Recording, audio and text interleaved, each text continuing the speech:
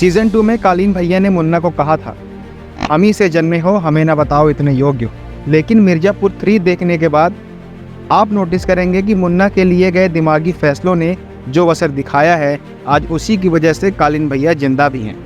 कैसे, आइए बताते हैं। हिंदी OTT ऑडियंस के फेवरेट शोज में से एक मिर्जापुर का सीजन 3 आ चुका है। अमेजन प्राइम पर पिछले शुक्रवार रिलीज हुए इस शो को 1 हफ्ता पूरा हो चुका है।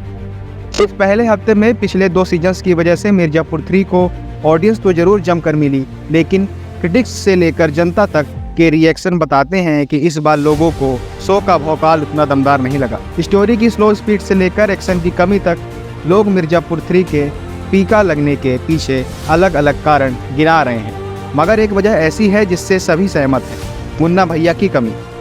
मिर्जापुर की कहानी में एक्टर दिव्येंदु शर्मा का किरदार मुन्ना त्रिपाठी उर्फ मुन्ना भैया का किरदार अंत में मर जाता है। ऑडियंस के लिए इस शो के सबसे शॉकिंग मोमेंट्स में से एक था। मुन्ना का एक फेमस डायलॉग है, बहुत तकलीफ होती है जब आप योग्य हों और लोग आपकी योग्यता ना पहचाने।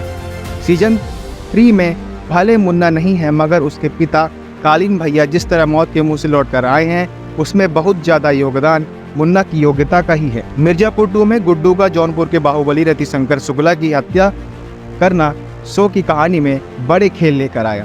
रतिशंकर के बेटे शरद शुक्ला ने विरासत में सिर्फ जौनपुर की गद्दी ही नहीं, मिर्जापुर और कालीन भैया की दुश्मनी भी पाई थी, मगर इस दुश्मनी पर युद्ध विराम लगाया था कालीन भैया के बेटे मुन्ना ने। शरद को मारने गए मुन्ना ने ही सालों पुरानी दुश्मनी को बुलाकर एक नई साझेदारी और दोस्ती की नींव रखी थी। जिस शरद से मुन्ना ने दुश्मनी खत्म की, उसी ने गुड्डू की गोलियों से जख्मी हुए कालीन भैया को बचाया और उन्हें दूसरा जीवन दान दिया। माधुरी यादव के साथ मुन्ना के रिश्ते तब से प्रगाढ़ थे जब वो एक मुख्यमंत्री की बेटी थी, खुद मुख्यमंत्री नहीं। माधुरी जब कालीन भैया को साइड करके खुद मुख्यमंत्री बनी, तब भी मुन्ना उनके साथ थे, वो भी अपने पिता के खिलाफ जाकर। जब मुख्यमंत्री बन चुकी माधुरी को कालीन भैया नीचा दिखा रहे थे और अपने परिवार से अलग करके देख रहे थे, तब भी मुन्ना ने अपने पिता का ही विरोध किया और पत्नी का नहीं। इन सारी बातों ने माधुरी के मन में मुन्ना के लिए असली प्रेम और सम्मान पैदा किया, जिसकी वजह से वो तीसरे सीजन में गुड्डू पंडित को मिटा देना चाहती हैं। वो कालीन भैया की पत्नी और छोटे बेटे के लिए भी इसलिए खड़ी हैं क्योंकि उसे मुन्ना से प्रेम था।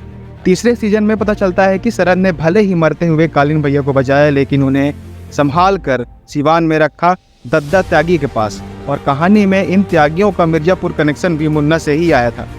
मुन्ना ने ही भरत त्यागी से दोस्ती की थी, जो अब मुन्ना को ही हमेशा अयोग्य मानने वाले उनके पिता की जान बचाने के काम आई। मुन्ना त्रिपाठी भले कालीन भैया का बेटा था, लेकिन उनसे कहीं ज़्यादा विस्फोटक भी था।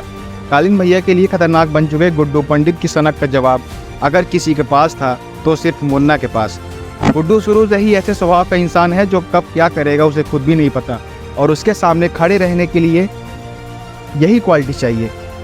खेल खेल में एक बारात में दूल्हे को निपटा देने वाले, अपने दोस्त का गला अपने हाथ से काटने वाले और अपने कालीन भैया जैसे बाघ की आंख में आंख डालकर बात करने वाले मुन्ना से बेहतर कोई गुड्डू को डील कर ही नहीं सकता।